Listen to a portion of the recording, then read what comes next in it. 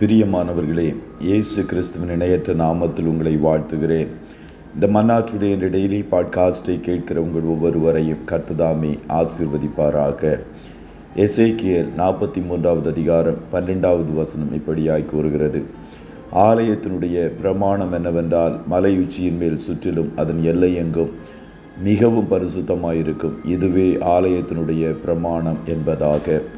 ஆலயத்தினுடைய பிரமாணம், law of the house of God என்ற தலைப்பின் கீழ் இன்றைய மன்னாவை தியானிக்கப் போகிறோம். கர்த்தருடைய ஆலயத்தின் பிரமாணம் என்னவென்றால், அதன் எல்லை எங்கும் பரிசுத்தமாய் காணப்பட வேண்டும். நம்முடைய சரீரமாகிய ஆலயமாய் காணப்பட்டாலும் சரி, நாம் கூடி கர்த்தரை ஆராதிக்கிற ஆலயமாய் காணப்பட்டாலும் சரி, அதன் அடிப்படை சட்டம் பரிசுத்தம் என்பதாய் காணப்படுகிறது. பரிசுத்தமானது நித்திய நாளாக உமது ஆலயத்தின் அலங்காரமாயிருக்கிறது என்று சங்கீதக்காரனும் சங்கீதம் 93:5 கூறுகிறதை பார்க்க முடிகிறது. பூமிக்குரிய நம்முடைய கூடாரமாகிய சரீரம் கர்த்தர் தங்குகிற ஆலயமாய் காணப்படுகிறது. உங்கள் சரீரமானது நீங்கள் தேவனாலே பெற்றும் உங்களில் தங்கியும் இருக்கிற பரிசுத்த ஆவியருடைய ஆலயமாய் இருக்கிறதென்றும், நீங்கள் உங்களுடையவர்கள் அல்லவென்றும் அறியீர்களா என்று 1 கொரிந்தியர் 6:19 கூறுகிறது. ஆகையால் நம்முடைய சரீரத்தை பரிசுத்தமாய் காத்துக்கொள்வதற்கு வேண்டிய முயற்சிகளை நாம் எடுக்க வேண்டும். கண்கள் சரீரத்தின் விளக்காய் காணப்படுகிறது. கண்கள் தெளிவாயிருந்தால் சரீரம் முழுவதும் தெளிவாயிருக்கும். ஆகையால் கண்களோடு உடன்படிக்கை செய்து இச்சைகளுக்கு விலகி வாழ பழகுங்கள். விலக்கப்பட்ட விருட்சத்தின் கனி ஏவாளுடைய பார்வைக்கு இன்பமாய் காணப்பட்டது, ஆனால் அது அவளுடைய ஆவிக்குரிய கண்ணை குருடாக்கிவிட்டது. சிம்சோனுடைய கண்களுக்கு பெலிஸ்திய பெண் இன்பமானவளாய் காணப்பட்டாள். கடைசியில் தன் சரீர கண்களை இழந்து தவித்தான். சாலமோனின் கண்கள் இச்சித்தவைகளில் ஒன்றையும் அவைகளுக்கு அவன் விலக்கவில்லை. கண்டவர்களை எல்லாம் திருமணம் செய்து கொண்டான். அவர்கள் அவனுடைய இருதயத்தை தேவனை விட்டு வழுவி போகும்படிக்கு செய்தார்கள். கர்த்தருடைய பிள்ளைகளே, உங்கள் கண்களுக்கு காவல் வையுங்கள். உங்கள் சரீரத்திற்கும் ஆத்மாவிற்கும் விளக்காய் காணப்படுகிற உங்கள் கண்களை எல்லா பரிசுத்தத்தோடும் காத்து கொள்ளுங்கள். இந்நாட்களில் உலகமும் மாம்சமும் பிசாசும் இச்சைகளை தூண்டுகிறது.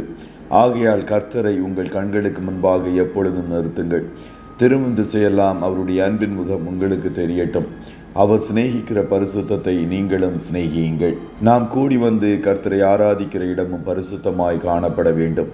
அதற்கு காரணம், 2 பேராவது 3 பேராவது கர்த்தருடைய நாமத்தினாலே எங்கே கூடி வருகிறோமோ அங்கே நம் நடுவிலே கர்த்தர் வருகிறார். அவர் மகா பரிசுத்தம் உள்ளவர், தீமையை பார்க்காத சுத்த கண்ணன். அவர் தம்முடைய தோட்டமாகிய சபையில் வந்து உலாவும் போது நம்மை பார்த்து, என் பிரியமே, நீ பூரண ரூபவதி, உன்னில் பழுதொன்றுமில்லை என்று சாட்சி பகர வேண்டும். ஆகையால் சபையில் மற்ற நிகழ்ச்சிகளை விட அதிகமாய் பரிசுத்தத்தை வாஞ்சியுங்கள். நம்மை பரிசுத்தப்படுத்துகிற காரியங்களுக்கு அதிக முக்கியத்துவத்தை கொடுங்கள். நாம் நிறைவேற்றவர்களாய் கூடி வந்தாலும் கர்த்தருடைய சமூகம் நம்மை கொஞ்சம் கொஞ்சமாய் பரிசுத்தப்படுத்தி பூரணப்படுத்துகிறதாய் காணட்டும். நம்முடைய செய்கைகள் அனைத்தும் மற்றவர்களுக்குள் பக்தி விருத்தியை கொண்டு வரட்டும். மணவாட்டியை கரைப்படுத்துவதற்கு சத்துரு பல தந்திரங்களை இந்நாட்களில் செய்கிறான். உலகத்தின் காரியங்களை சபைக்குள் கொண்டு வந்து ஜனங்களை கரைப்படுத்துகிறான். ஆகையால் அவனுடைய தந்திரங்களை முன்னறிந்து பரிசுத்தமே ஆலயத்தின் பிரமாணம் என்பதை அறிந்து நம்முடைய சரீரமாகிய ஆலயத்தையும் சபையையும் பரிசுத்தமாய் காத்து கொள்ளுவோம். கர்த்தர் உங்கள் ஒவ்வொருவரையும் ஆசீர்வதிப்பாராக. ஜெபம் செய்வோமா? நல்ல தகப்பனே, உம்மை நன்றியோடு துதிக்கிறோம். இந்த மன்னா டுடே என்ற டெய்லி பாட்காஸ்டை கேட்கிற உம்முடைய பிள்ளைகள் ஒவ்வொருவரையும் கர்த்தர் நீர் ஆசீர்வதிப்பீராக. கன்மலையே, உமக்கு கோடி கோடி ஸ்தோத்திரம்.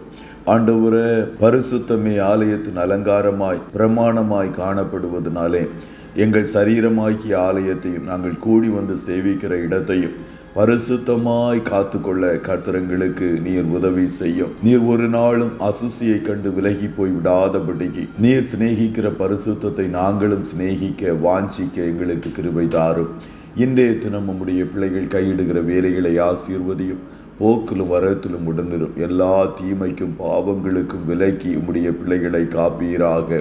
கையிடுகிற வேலைகளை எல்லாம் கர்த்தர் நீர் ஆசீர்வதியும். ஆட்டுக்குட்டியானவருடைய இரத்தத்தின் பாதுகாப்பிற்குள்ளாய் ஒவ்வொருவரையும் கொடுத்து இயேசுவின் நாமத்தில் ஜெபிக்கிறோம் நல்ல பிதாவே. ஆமென்.